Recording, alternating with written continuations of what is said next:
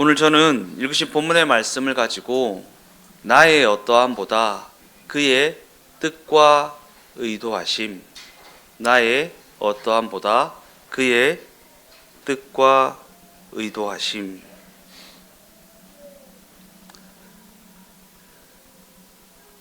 우리가 삶을 살아가다 보면 우리의 관심은 나의 어떠함에 있습니다. 나의 어떠함. 내가 힘들다, 내가 성공했다, 내가 돈을 많이 벌었다, 내가 실패했다, 내가 가난하다. 그래서 나의 어떠함을 개선하기 위해서 수단과 방법을 가리지 않고 심지어 신앙까지도 동원하는 경우가 많이 있습니다. 교회를 찾는 많은 사람들이 보면 다 그렇지는 않겠지만 상당수의 사람들이 나의 어떠함을 개선하기 위해서 교회를 찾는 경우가 많이 있습니다. 교회뿐만일까요? 여러 가지 종교를 가지는 것도 나의 어떠함을 개선하기 위해서 아니겠습니까?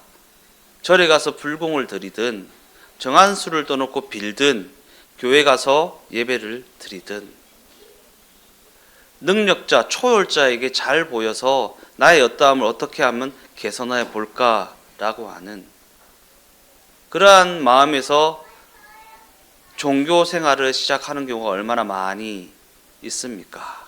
그러나 성경이 가르치는 기독교 신앙은 나의 어떠함에 집중하는 것이 아니라 하나님의 뜻과 의도하심이 어떠한가에 관심을 가지고 그 뜻과 의도하심에 내 걸음을 맞추어 나가는 것, 이것이 바로 성경이 말하는 기독교 신앙을 가진 자들의 삶의 모습이고 걸음이고 우리가 추구해야 할 삶의 모습이라는 것입니다.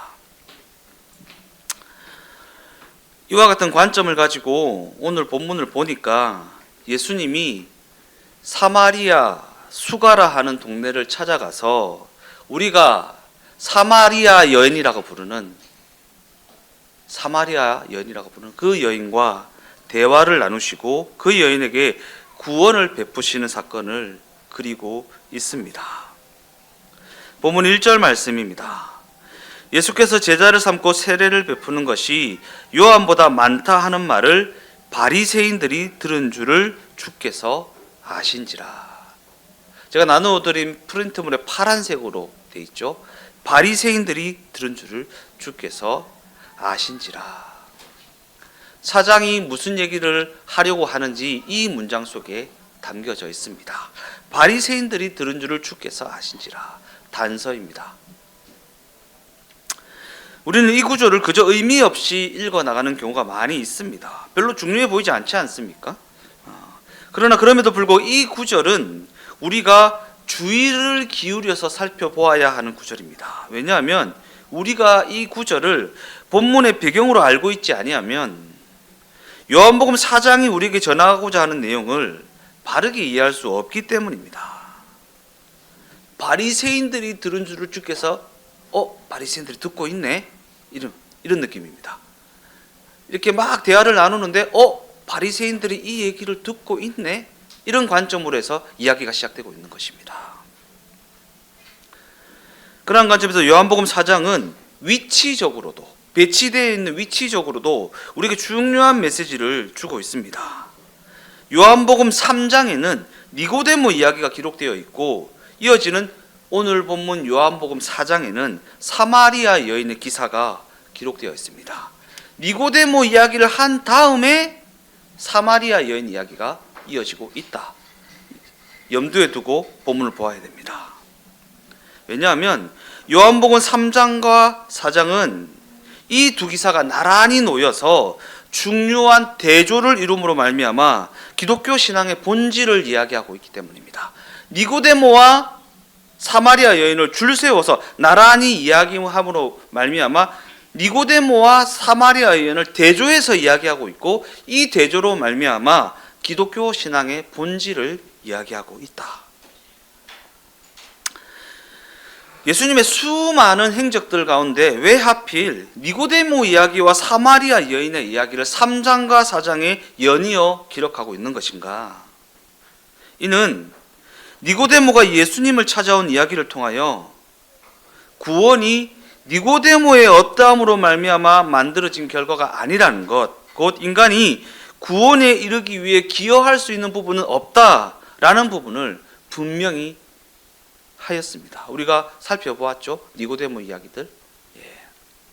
니고데모 이야기 어떻게 하여야 영생을 얻으리까? 어떻게 하여야? 질문 자체가 잘못됐다 그랬죠. 네가 어떻게 한다고 영생을 얻을 수 있는 게 아니야 라는 답변을 하지 않습니까? 예수님이 뭐라고 하셨죠?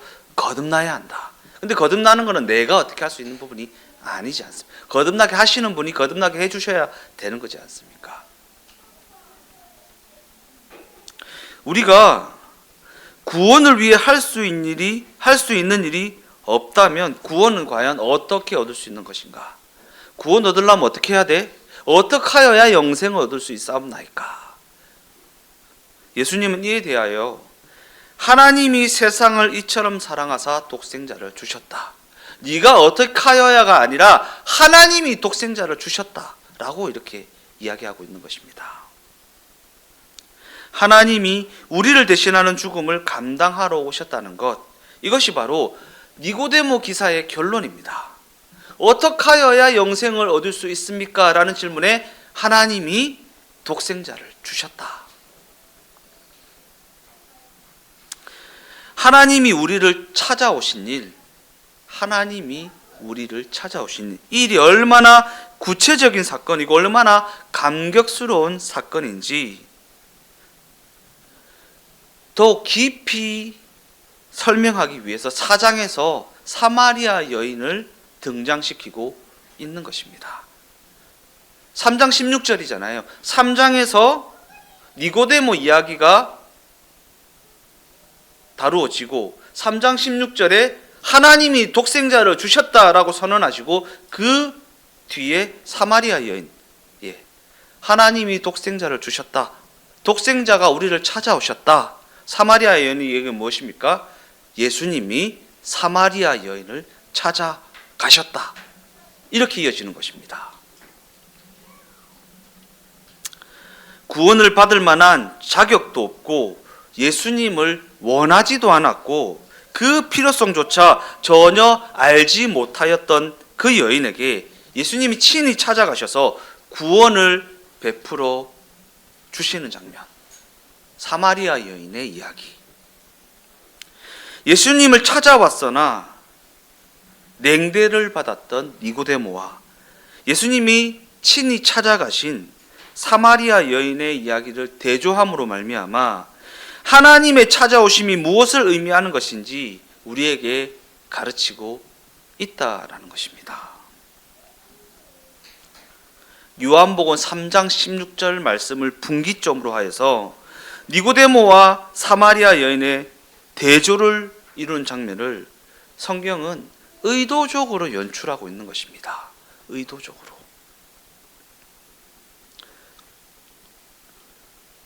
사장 1절에 중요한 단서가 뭐라고 했습니까? 바리새인이 들은 줄을 듣고 있는 줄을 주께서 알고 계신지라. 3장 1절에는 뭐라고 기록되어 있습니까? 바리새인 중에 니고데모라 하는 사람이 있으니 유대인의 지도자라. 이렇게 연결되는 것입니다. 바리새인 중에 니고데모라 하는 사람이 있으니 유대인의 지도자라. 요한복음 3장에 등장하는 니고데모는 지위가 높은 유대인의 지도자였습니다. 반면에 4장에 등장하는 사마리아 여인은 그 이름조차 언급되고 있지 않습니다. 니고데모는 니고데모 이렇게 이름이 언급돼요. 사마리아 여인은 사마리아 지역의 어떠한 여인인 것입니다. 이름조차 언급되고 있지 않습니다. 이렇게 대조를 하고 있는 것입니다. 유대인의 지도자 니고데모, 이름도 없는 사마리아 지역의 어떤 여인, 이런 식으로 대조를 하고 있는 것입니다. 요한복음 4장 18절 말씀입니다. 너에게 남편 5이 있었고 지금 있는 자도 네 남편이 아니니 네 말이 참되도다. 성경은 이 여인에게 남편이 5이나 있다는 증언을 하고 있습니다. 남편이 5이나 있었던 사람은 요즘 세상에도 찾아보기가 쉽지 않지 않습니까? 이는 그 여인의 삶이 평범하지 않았다는 것이고, 또한 이 여인이 혼자 우물을 찾았다는 것을 통해 우리는 그 처지가 어떠한지 짐작해 볼 수 있지 않습니까? 혼자 우물을 찾았다. 왜냐하면 보통 이 지방에서는 여인들이 해질 무렵이 되면 여럿이 함께 모여서 물을 길러 나옵니다. 그러나 오늘 보면 이 여인이 혼자 나왔다 하고 시간이 6시쯤 되었다라고 말합니다. 6시. 유대인의 시간 개념은 우리의 시간 개념과 조금 달라서 본문이 언급한 6시는 지금 우리 시간으로 하면 정오입니다. 정오. 낮 12시요. 네. 아주 햇살이 뜨거운, 아무도 길거리에 다니는 사람이 없는 정오, 낮 12시. 그러기에 이 여인이 뜨거운 정오에 혼자서 물을 길러 나왔다는 것은 이 여인의 신분이 사람들이 상대해 주지 않거나 사람들이 거리낌을 가지는 그러한 처지에 있었다라는 의미 아니겠습니까? 아무도 우물을 찾지 않는 시간에 혼자서 우물가에 물을 뜨러 왔다라는 사실을 통해 우리가 이 정도는 짐작해 볼 수 있지 않겠습니까? 이렇게 대조적으로 보이는 이 두 사람에게 예수님은 무엇을 말씀하십니까? 먼저 높은 지위에 있어서 부족할 것 없이 살아가는 니고데모에게는 이렇게 말씀하십니다. 요한복음 3장 5절입니다. 예수께서 대답하시되 진실로 진실로 내게 이르노니 사람이 물과 성령으로 나지 아니하면 하나님의 나라에 들어갈 수 없느니라. 니고데모는 예수님의 이 말씀에 앞서 예수님을 향해 이렇게 찬사를 했었습니다. 3장 2절입니다. 그가 밤에 예수께 와서 이르되 랍비여 우리가 당신은 하나님으로부터 오신 선생인 줄 아나이다. 하나님께서 함께 하시지 아니하면 당신이 행하시는 이 표적을 아무도 할 수 없음이니이다. 니고데모의 찬사의 말과 예수님의 대답이 뭔가 매칭이 되지 않습니다. 니고데모의 찬사에 대한 예수님의 답변이 뭔가 적절해 보이지 않는 것처럼 여겨집니다. 반면에 사마리아 여인에게는 이렇게 말씀하십니다. 4장 10절입니다.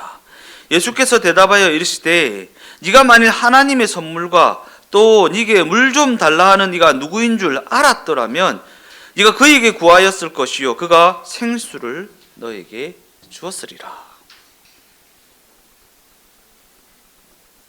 이처럼 예수님은 늦은 밤 일부러 당신을 찾아와서 찬사의 말까지 아끼지 아니하였던 니고데모에게는 뭔가 찬물을 끼얹는 듯한 말씀을 하셨는데 당신에게 별다른 요구를 하지 않았던, 심지어 당신을 찾지조차 아니하였던 사마리아 여인에게는 오히려 친히 찾아가서 영생의 길을 가르쳐 주십니다.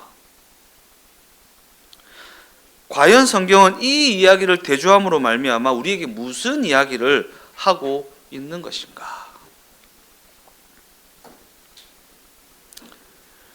기독교 신앙은요, 자신의 어떠함을 자랑질하지 않는다라는 이야기를 하고 있는 것입니다. 기독교 신앙은 자신의 어떠함을 자랑질하지 않는다.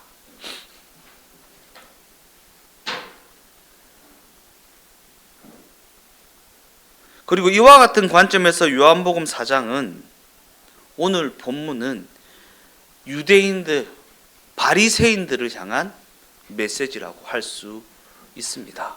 그렇죠? 바리새인들을 듣고 있는 줄을 주께서 아신지라.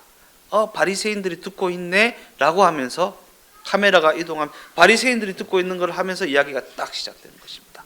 바리새인들을 향한 메시지.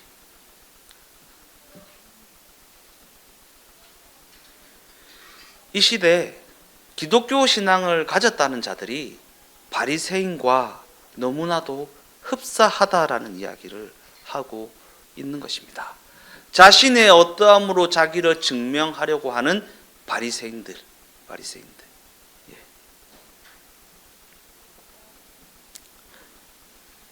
요한복음 4장 3절에서 4절까지의 말씀입니다. 유대를 떠나사 다시 갈릴리로 가실새 사마리아를 통과하여야 하겠는지라. 유대를 떠나사. 본문은 예수님이 갈릴리를 향해 가시던 길이었다라고 말합니다. 갈릴리는 예수님의 공생의 기간 중에 가장 오랜 시간 동안 사역을 하였던 지역입니다. 그런데 마태복음 4장 15절에는 갈릴리를 향해 이방의 갈릴리여라고 말하고 있습니다. 이방의 갈릴리여. 예수님의 공생의 기간 중에 가장 많은 시간을 사역하셨던 지역 갈릴리. 근데 마태복음은 이 갈릴리를 향해 이방의 갈릴리여라고 말하고 있다. 그런데 당시 이방인들은 예수님의 적극적인 사역의 대상이 아니었습니다. 예수님의 적극적인 사역의 대상은 유대인들, 바리새인들이었습니다. 왜냐하면 이방인들은 예수님의 십자가 사건 이후에 이방인들을 향한 적극적인 사역이 이루어졌기 때문입니다. 그럼에도 예수님은 지금 유대를 떠나서 갈릴리를 향해, 이방의 갈릴리를 향해 가고 계십니다. 요한복음 4장이 갈릴리라는 지역을 콕 집어 언급하고 있는 것은 예수님이 유대를 떠나 갈릴리라는 지역으로 갈 수밖에 없었음을 암시하고 있는 대목입니다. 예수님이 유대를 떠나 갈릴리라는 지역으로 갈 수밖에 없으셨다. 유대는 예수님의 적극적인 1차 사역 대상이었는데 그 유대를 떠나실 수밖에 없으셨다. 이처럼 성경은 지금 예수님이 적극적 사역의 대상이었던 유대를 떠나 적극적 사역의 대상이 아니었던 이방의 갈릴리를 향해 가고 있다라는 보도를 하고 있는 것입니다. 그리고 이는 자신의 어떠함에 집착하는 유대인들이 얼마나 하나님의 나라와 동떨어져 있는지 날카로운 지적을 하고 있는 대목입니다. 자신의 어떠함에 집착하는 유대인들이 얼마나 하나님의 나라와 동떨어져 있는가.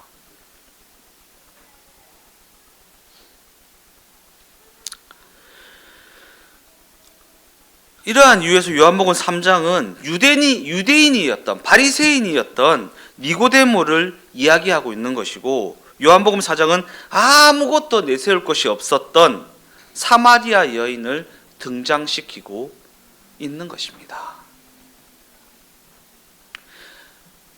어떻게 하나님의 관심이 바리새인에서 사마리아 여인으로 옮겨지고 있는지를 보여주고 있다라는 것입니다. 이와 같은 관점에서 과연 기독교 신앙이란 무엇이며 또한 신자라는 존재는 어떠한 존재인가? 신자는요, 제가 무엇을 하여야 구원을 얻으리까? 라는 물음처럼 자신의 구원을 자신의 행위의 어떠함을 가지고 증명하려는 사람이 아니라 자신의 어떠함을 자랑할 수 없다라는 사실을 솔직하게 고백하는 사람이라는 것입니다.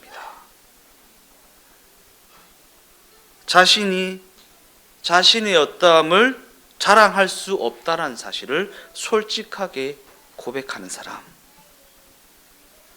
즉 신자는 자신에게 다른 사람에게 줄 만한 것이 있지 않다라는 사실을 알게 된 자입니다.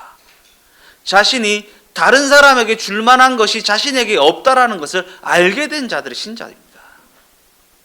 곧 자신의 실력이나 자신의 진심이나 자신이 하는 그 어떤 행위로도 상대방을 건질 수 없다라는 사실을 알게 된 자들이 신자입니다. 그래서 우리는 그에게 은혜를 베풀어 주시기를 하나님 앞에 말씀드릴 뿐이고, 하나님께서 내 옆에 있는 그 사람에게 손을 뻗쳐 주시도록 그저 요청을 드릴 뿐입니다. 이것이 신자들이 할 수 있는 유일한 일입니다. 그런데 우리는 이러한 자신의 존재됨을 망각해 버릴 때가 너무나도 많이 있다라는 것입니다.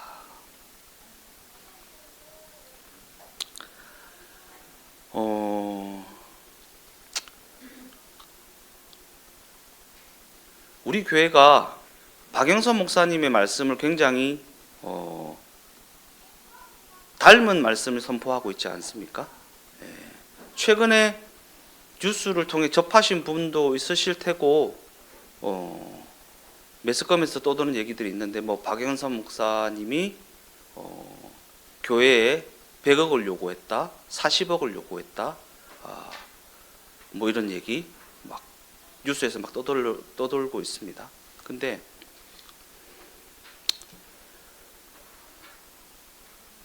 박영선 목사님이 분립개척을 나오시겠대요. 남포교회에서 분립개척을 나오시겠대요. 나오시는 이유는 담임 목사가 교회의 방향성을 너무나도 해치고 있다. 그래서 나는 내가 추구하는 방향성을 지키기 위해 분립개척을 하겠다라는 것입니다. 뭐 안 해도 되는 얘기지만 우리가 알고 있어야 본질을 바로 볼 수 있기 때문에 제가 설명을 조금 드리는 것입니다.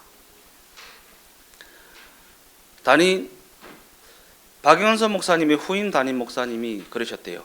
재밌는 교회 하겠다. 재밌는 교회 하겠다.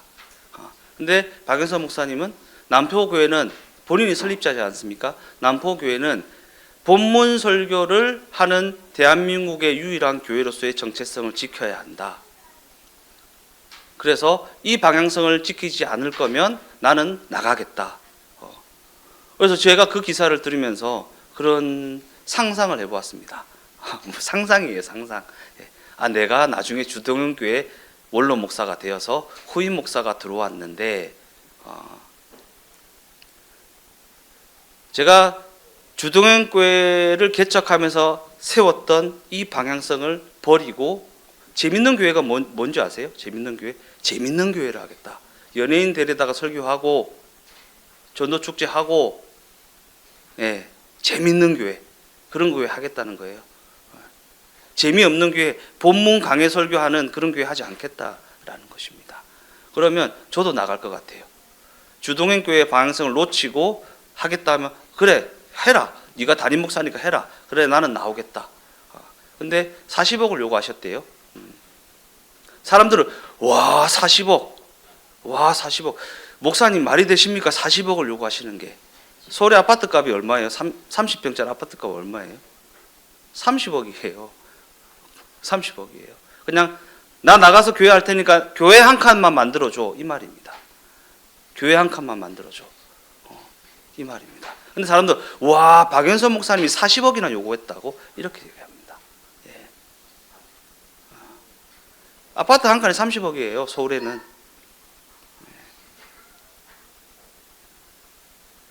근데 재밌는 교회 하겠다라는 그 마음 가운데 있는 생각이 뭔지 아십니까? 내가 재밌는 교회 하면 우리 교회는 더 커질 수 있어 라는 겁니다. 연예인 데려다가 설교하고 하면, 내가 이렇게 하면 우리 교회는 더 커질 수 있어 라는 생각을 하는 것입니다. 그 담임 목사가 남들처럼 더 큰 대형 교회를 하고 싶은 것입니다.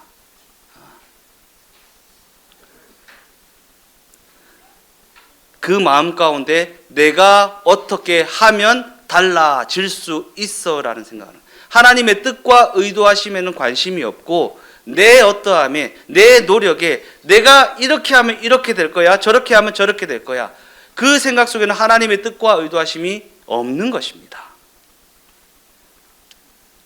우리도 한번 돌아보자고요. 내가 이렇게 하면 이렇게 되지 않을까, 저렇게 하면 저렇게 되지 않을까. 아니요.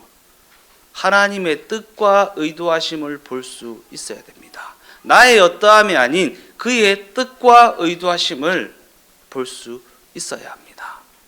오늘 찬양했잖아요. 모든 것이 주님의 은혜라면, 모든 것이 주님의 은혜라면. 이 고백이 무엇입니까? 우리가 마지막에 결국에는 모든 것이 하나님의 은혜입니다 라고 고백하게 되는 것이지 않습니까? 나의 어떠함이 있지 아니하였습니다. 하나님의 뜻과 의도하심으로 말미암은 은혜로 말미암아 이렇게 된 것입니다 라고 우리가 마지막에 이 고백을 할 수밖에 없는 존재이지 않습니까? 내 어떠함이 있지 않습니다. 그러나 우리는 내가 예수를 믿게 되었으니 내가 주를 위하여 하는 이 헌신을 통해 내 어떠함을 통해 하나님 앞에 보란듯이 무엇인가를 내어놓는 것이 신자의 실력이라고 착각하면서 살아간다라는 것입니다. 남포교회가 그렇게 크지 않아요.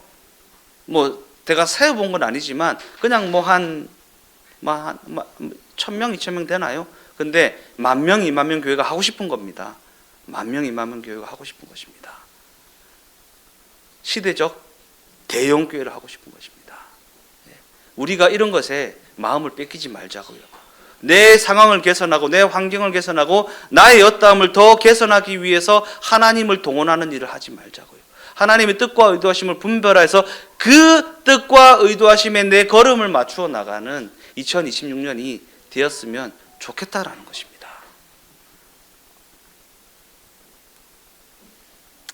니고데모 이야기로 돌아가서 성경이 무엇을 이야기하고 있는지 살펴보겠습니다. 니고데모를 향한 예수님의 지적이 무엇이었습니까? 네가 거듭나지 아니하면 네가 하는 모든 것은 아무런 의미가 없다. 거듭나지 아니하면 네가 하는 모든 것은 의미가 없다. 아무런 의미가 없다. 거듭남을 통해 존재 자체가 새로워져야 하는데 존재 자체는 그대로 두고 어떠한 행위에 기대어서 답을 찾으려 하면 안 된다라는 것입니다. 내가 어떠한 존재인지를 알면 묵묵히 그 십자가의 길을 따라갈 수 있습니다. 내가 예수의 자녀이구나.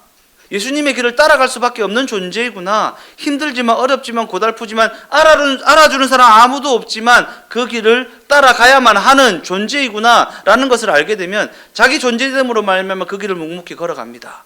그런데 이것을 알지 못하면 자신이 어떠한 존재로 거듭났는지를 알지 못하면 행위에 기대어서 이렇게 하면 저렇게 될까 저렇게 하면 이렇게 될까라는 행위에 기대어서 자신의 욕심을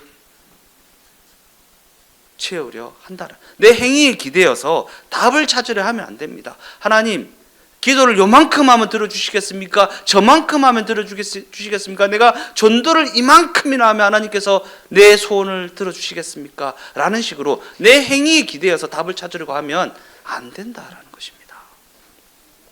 선생님, 제가 무엇을 하여야 영생을 얻으리이까?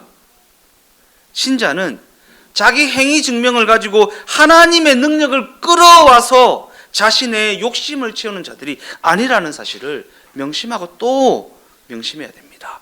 자기 증명이요.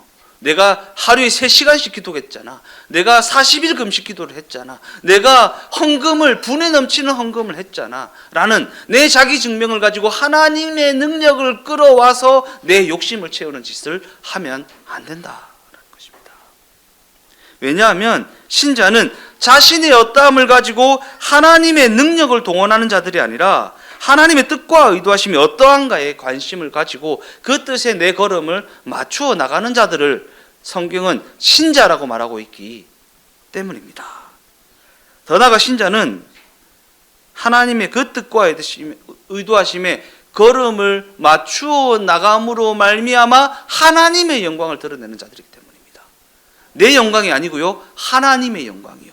하나님의 영광이 드러나려면 내 실력이 드러나는 것이 아니라 하나님의 뜻과 의도하심이 드러나야 되잖아요. 그러니까 내가 하나님의 뜻과 의도하심에 내 걸음을 맞춤으로 말미암아 드러나는 것은 하나님의 영광. 이러한 삶을 추구하는 자들이 신자들이라는 것입니다. 결론적으로 말씀을 마무리하겠습니다. 예수님께서는 모든 것이 준비되어 있었고 예수님을 알고 찾아온 니고데모에게는 너는 거듭나야 하겠다 라고 말씀하십니다. 이 존재를 알아라. 이 존재를 알면 네가 하는 그 질문이 얼마나 터무니없는 질문인지를 안다라는 이야기를 하십니다. 요한은 반대로 아무것도 구하지 않았고 심지어 예수님을 찾지도 아니하였던 사마리아 여인과의 대화를 마치신 후에는 휘어져 추수할 때가 되었다라고 말씀하십니다. 요한복음 4장 35절 말씀입니다. 너희는 넉 달이 지나야 추수할 때가 이르겠다 하지 아니하느냐.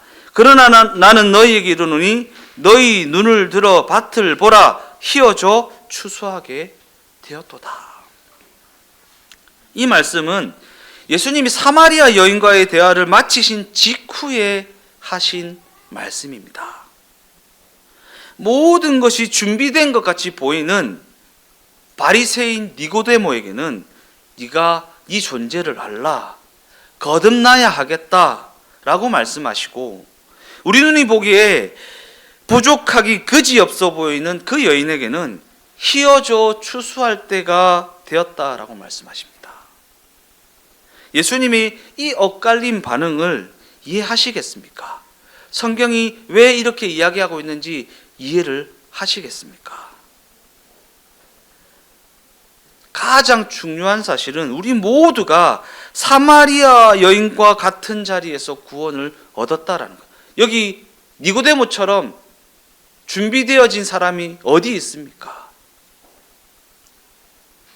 우리 모두가 사마리아 여인과 동일한 자리에서 구원을 얻었다라는 것입니다. 때때로 우리는 구원에 필요한 어떠한 조건을 우리가 갖추고 있었던 것처럼, 내가 예수 믿어서 구원받았다, 예수 믿어서라는 조건을 우리가 갖추고 있었던 것처럼 주변 사람들에게 자신 스스로가 니고데모인 것처럼 자신을 과시하는 경우가 종종 있지 않습니까? 나는 얘하고 달라, 나는 예수 믿었잖아 라는 식으로 말입니다. 무엇을 하여야 영생을 얻으리까? 분에 넘치는 예배, 분에 넘치는 봉사와 헌신, 기도, 헌금, 이와 같은 행위의 시선을 빼앗겨서는 안 됩니다. 야, 저 사람 저렇게 기도하더니 저렇게 성공했네, 나도 저렇게 기도하면 저렇게 성공할까? 라는 식으로 말입니다. 시선을 빼앗겨서는 안 됩니다. 내 행위 증명을 가지고 하나님의 능력을 끌어와서 내 욕심을 채우는 이러한 일들에 세상 사람들이 관심을 가지는 거랑 너무 똑같아. 주식으로 돈 많이 번 사람 있으면 막 댓글에 뭐라고 하더라. 주식 한 종목만 추천해 주세요. 나도 당신처럼 부자 되게. 신앙 좋은 사람이 삶이 윤택해지면 어떻게 해서 하나님한테 어떻게 잘 보여서 그렇게 윤택해지셨습니까? 간전직패를 통해 우리에게도 좀 알려주십시오. 이런 거 아닙니까? 우리는 그 누구도 예외 없이 사마리아 여인과 같이 그 동일한 자리에서 부름을 받았다는 사실을 잊지 마십시오. 하나님이 우리를 찾아오셨지 우리가 하나님을 찾은 것이 아니라는 사실을 잊지 마십시오. 그리고 이것이 바로 신자들의 관심이 나의 어떠함이 아니라 하나님의 뜻과 의도하심에 집중되어 있어야 하는 이유입니다. 그러한 관점에서 신자는 자기가 무엇을 할 수 있고 자기가 무엇을 얼마나 가졌는지에는 별로 관심을 기울이지 않습니다. 왜냐하면 신자들의 관심은 하나님의 뜻과 의도하심이 어떠한가에 있기 때문입니다. 지금 우리는 과연 무엇을 내려놓아야 합니까? 우리가 내려놓아야 할 것은 헌신이라는 어떠한 행위가 아니라 그 헌신을 통해 자신을 증명하려는 마음 아니겠습니까? 아유, 목사님 설교 들어보니까 헌신이고 뭐고 다 필요 없다 하지 말자가 아니라 그 헌신하지 마라, 기도하지 마라, 예배 드리지 마라 이 얘기가 아니지 않습니까? 그러한 행위를 가지고 나를 증명하려는 그 마음을 내려놓아야 한다라는 것입니다. 순전한 예배, 순전한 예배 무슨 얘기입니까?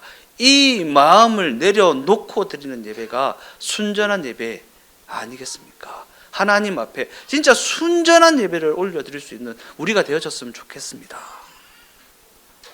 우리 주동행교회가 2026년 새해에는 자신의 어떠함으로 자신을 증명하려 하기보다 그 뜻과 의도하심에 걸음을 맞추어 나가는 순전한 예배자로 서게 되기를 예수님의 이름으로 축원드립니다.